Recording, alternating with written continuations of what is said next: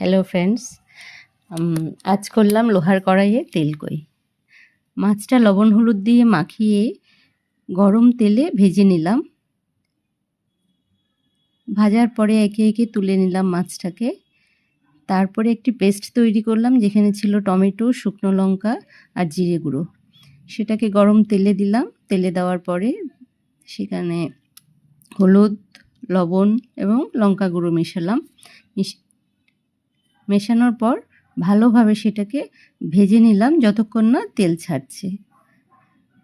তেল ছাড়া হলে সেখানে অল্প জল মেশাবো। জল মিশিয়ে আমরা ঝোলটাকে একটু ফুটতে দেবো।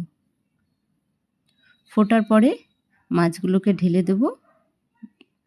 ঢালার পরে কিছুক্ষণের জন্য ঢাকা দিয়ে রাখবো। প্রায় 15-20 মিনিট পরে ঝোল শুকিয়ে আসলে রেসিপিটি তৈরি। লাইক, কমেন্ট, শেয়ার করবেন। Thank you.